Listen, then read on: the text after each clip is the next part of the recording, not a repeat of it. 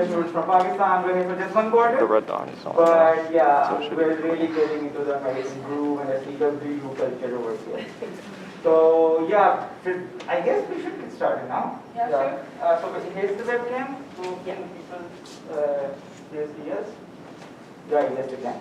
Okay, so yeah, we come from Pakistan, as it says nearly everywhere over here. So yeah, this is the Pakistani flag. This is the, where the Pakistan is in the map. We are next to India, Afghanistan, China, Iran, and the Arabian Sea. Yeah, we will talk about geography later on as well. But yeah, this is where we are in the map. So maybe we should get started. Okay, so yeah, how many of you guys have seen this picture before? Yeah, nearly everybody. So if you follow memes, you must have seen this person. Like wherever you are supposed to make memes of you being disappointed or I don't know, yeah, disappointed with something. This is the guy that usually pops up nearly every time. So there is a familiar side in the background. So if you can see over here, you will see Pakistani flags. So how many of you actually know where this meme originated from? I doubt nobody does. Yeah, maybe Nayab even did before I showed it to her. So yeah, I actually watched this thing live. So this happened right in front of me, on TV of course. But this happened right in front of me and I instantly realized that this is going to be a very famous meme template. I didn't think that it would go global, but I was sure it's going to be a very famous and a very trendy meme template in Pakistan. So let's see how it actually began. So yeah.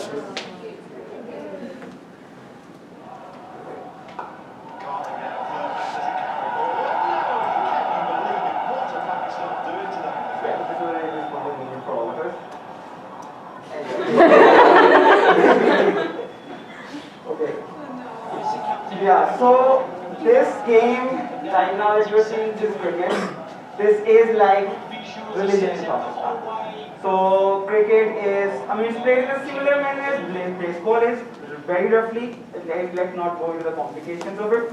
But yeah, it's similar to baseball. And cricket is like worship. It's like the sport to play in Pakistan and mostly in South Asia as well. So just recently, like last weekend, the World Cup concluded. And before the World Cup, it was just like the cricket fever all over South Asia. So anybody you would meet over there, it would only be cricket that would be talked about. No politics, no religion, nothing else, just cricket. So yeah, so this video, why I showed you this video is because this video encompasses a lot about our culture. Cricket for one, because again it's like worshipped in Pakistan. And then you can actually see a lot of disappointment in there as well. Yeah, so that's how everybody feels in Pakistan whenever a team loses. Like last weekend, we lost to Australia in the semi-finals of the World Cup, and I couldn't get up from a bed for the next 2 days. I was just so disappointed. I just kept on crying the whole time.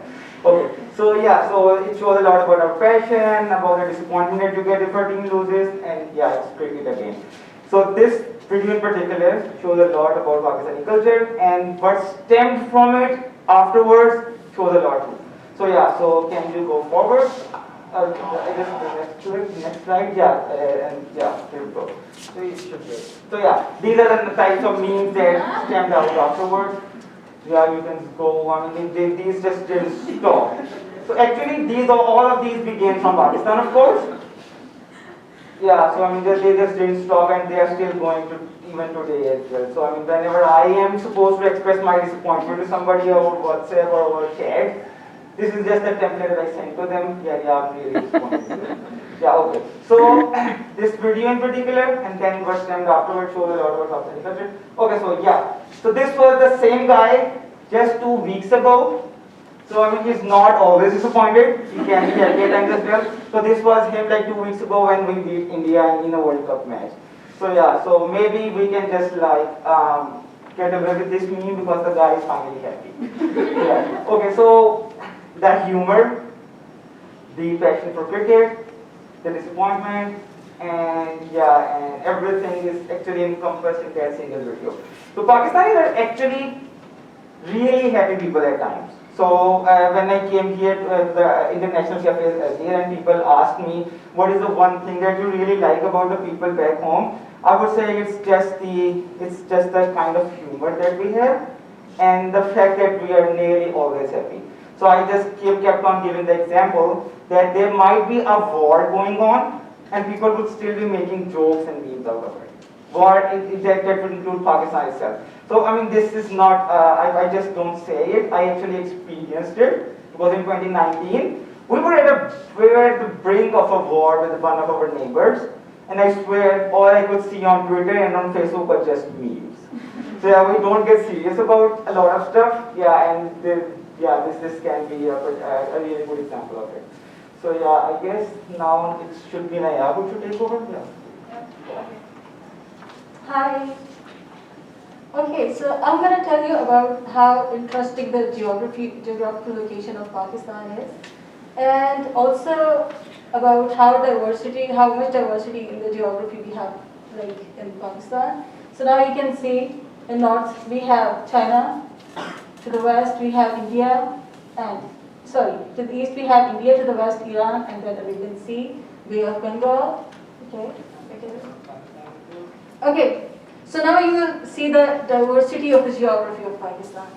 Like we have where is the K2? Okay, sorry, we don't have the K2 in this slide. Yeah, okay. So we have like tallest of the mountains, the deepest of the seaports, the Arabian Sea. Okay, so like you will see like oldest fort over there, and everywhere like there's so much diversity that in many places there won't even like rain the whole year, and another place like you will see really a dense snowfall throughout the year, and somewhere you will not see a drop of water like on the desert, and then somewhere you will see like whole Arabian Sea and everything like that. So next slide. Okay,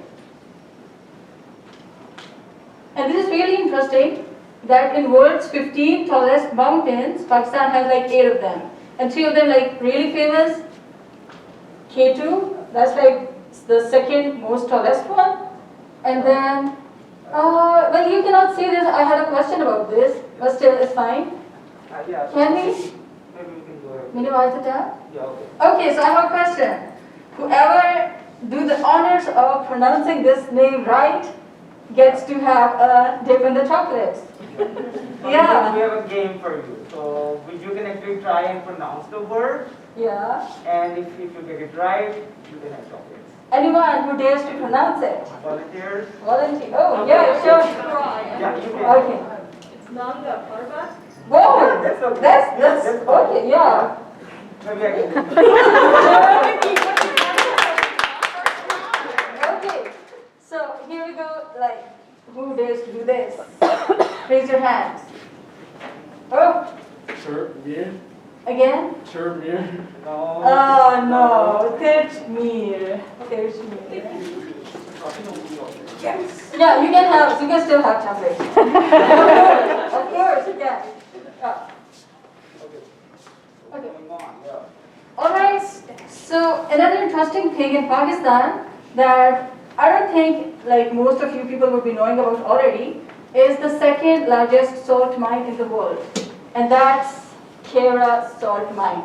And another interesting thing about that is it was discovered by Alexander the Great while he was conquering all the area from Asia to Africa. He noticed like his horse licking the rocks underneath, and which was followed by licking of the more of the horses who started licking the rocks, and one of his like soldier tried to lick the rock too. Okay, just knowing that why is everyone doing that? Yeah. So Don't it do was it now because of COVID everything. yeah. Don't try. Okay, don't try.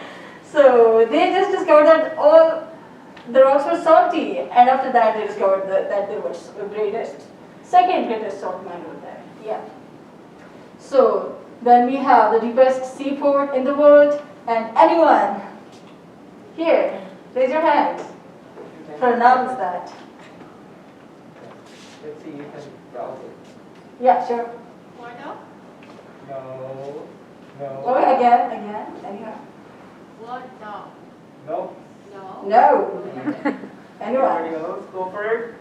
Maybe you can just guess. I mean, we obviously know that you might not have heard of them name before. but you can still go for it. Just a guess to get some candies. Yeah, just for candies. Anyone? Nope. Roz, take a shot. I say water. No. That's close. They were close. Yeah. Yeah, and you still get a candy. Okay. Gavadar. Yeah. Gavadar.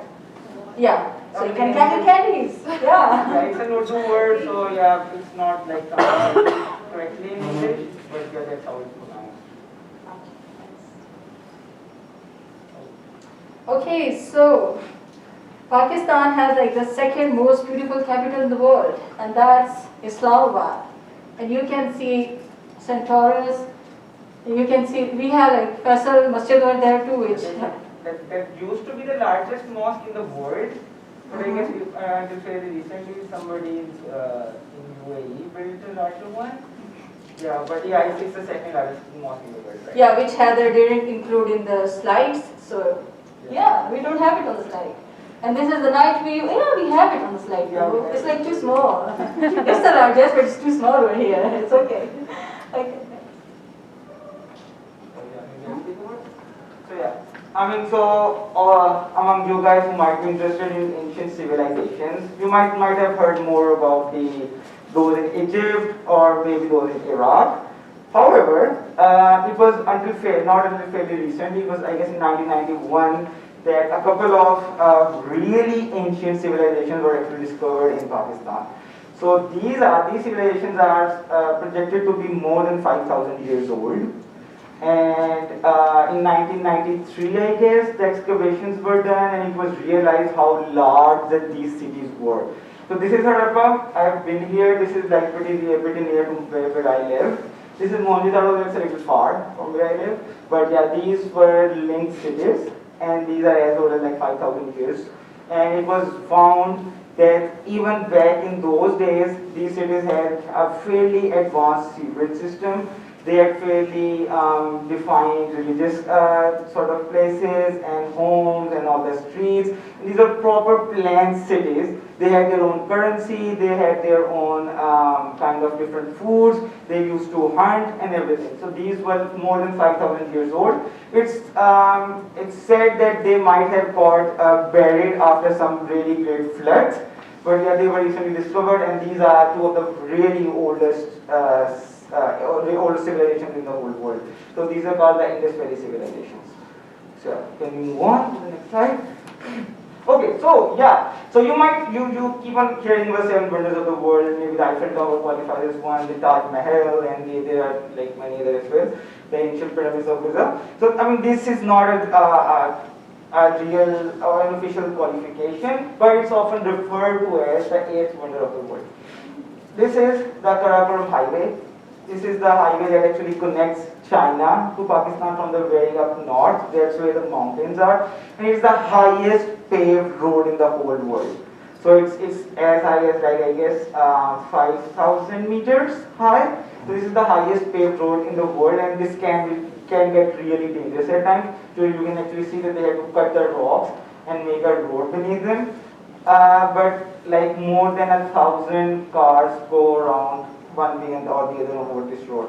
This is where the trade is done between the two countries, and this is said to be like the highest paved road and probably the most dangerous road, one of the most dangerous roads in the whole world.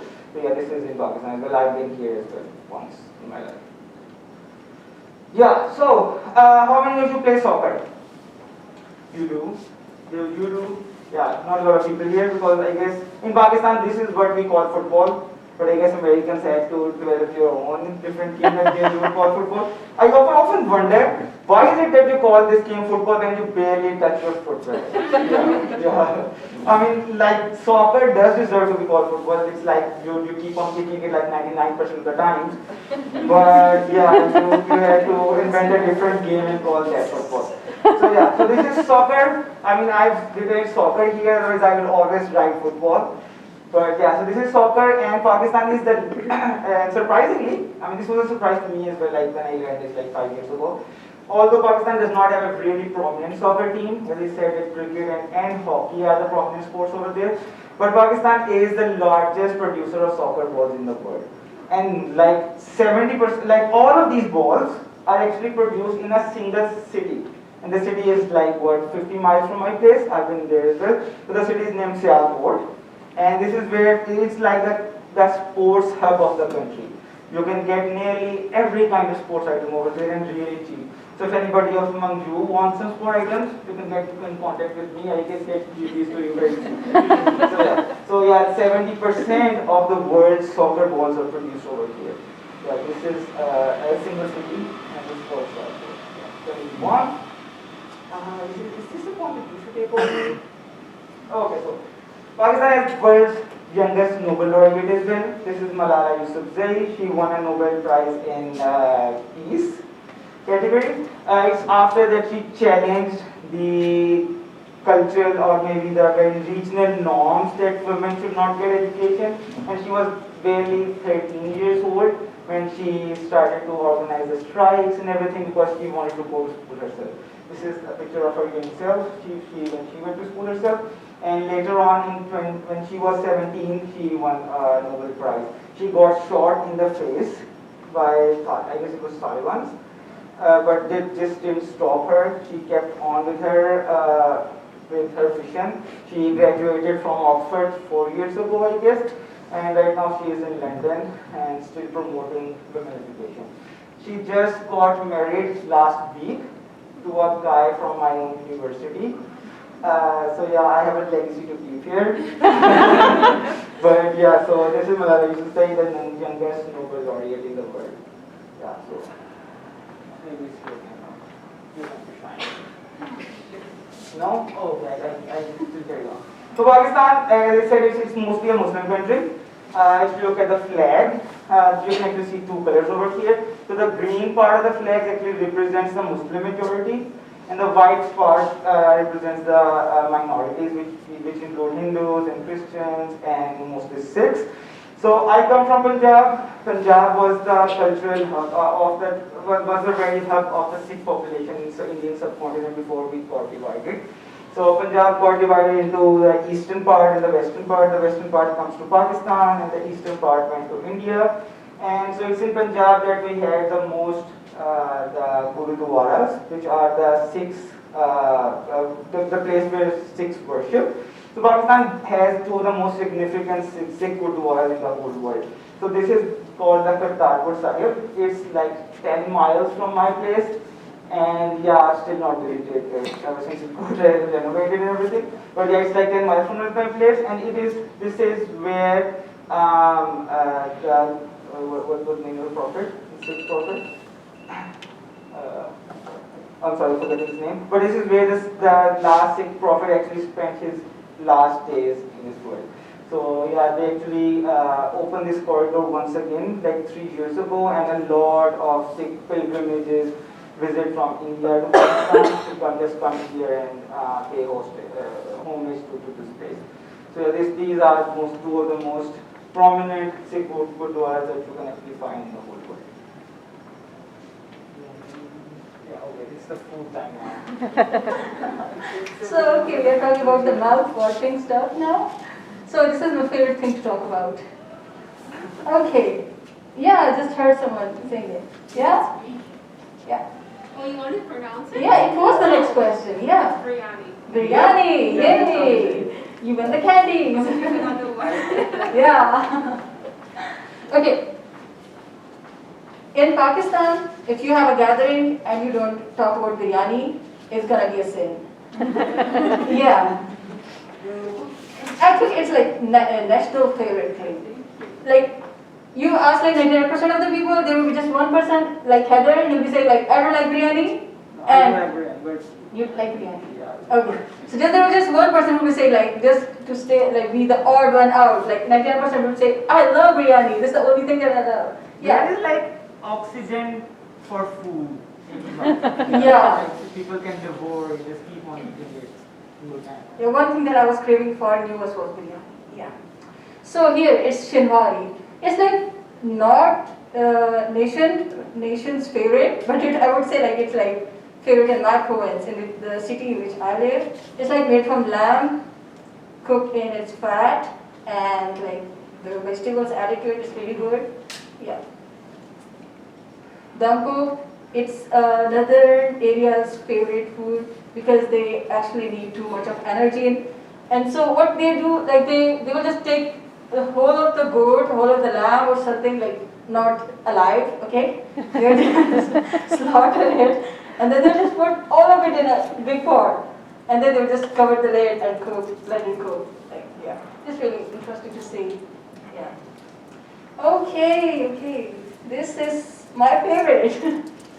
Okay, I have a disclaimer for you guys. If you come to Pakistan, either just don't try this at all, or just take a ton of it back home. Because it's so addictive that you will wake up in the morning, I want this, and what do you call this?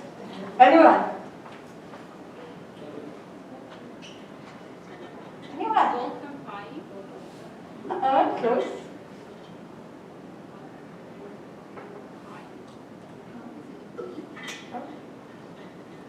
Okay, it's go gappe.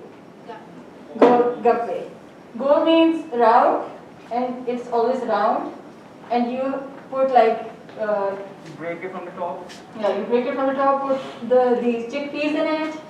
Then you have like watery sauce, and you just dip it forward to the drink, and then you just toss it all in your mouth at once. And you just don't have to bite in the center, otherwise you will just put out all on your dress. Okay, so it's very risky to eat too. So it's too addictive and too risky.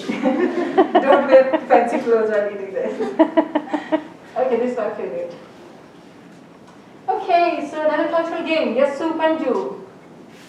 We have to play that. How many people on each table? 5? 1, 2, 3, 4, 5? 4. Yeah, 45. And they have a jacket like 5. Okay. That's mine. Okay, it's a cultural game. Here are the rules. Yeah, I can try. If they don't get it, you can try it again. Yeah. Okay. So we have like 5 people participating in it. Like we have 5 fingers. Okay. A, B, C, D, E. All of you should just name yourself like A, B, C, D, E in the group. Yeah, you can select one of the characters. You Okay. can be A, you can be C, you can be E, A, D, and E. Yeah. Yeah. So, and then what you will do afterwards is that just like you do rock, paper, and scissors, but this time you have to come out with any number of fingers. It could be 5, 3, 1, 2, how many, the number of fingers you have. Then, so once you are there, let's see, let's try and do this. So let's say you are C and I am B. So if you come up with this, A, B, C, D, E, A. So let's say if she was E, she is 1 over here. So then, but we would. We have a day for. Oh, we have a day for the losing one. Yeah, so I see confused faces over there. Let me explain again. Okay, we have 5 people on each team. Whichever character pops up first, you win, and then you keep on eliminating people until there's just one left. And the one who's left is obviously the one who's lost. And then we have players for you guys. So you can see those little pages on the folded ones on your table. And the one who loses, they will have to form a simple kind of a game. So yeah, and then you will get candies. Yeah, but we can compute tables too if you want. Yeah. Okay. So let's do it for them once again. Okay. So that what do you want to? What you choose A, I choose C. Okay, you want me to? Sure. Yeah. So There's a cheating. Okay, you don't have to do that. I went and Nayab has to since we're just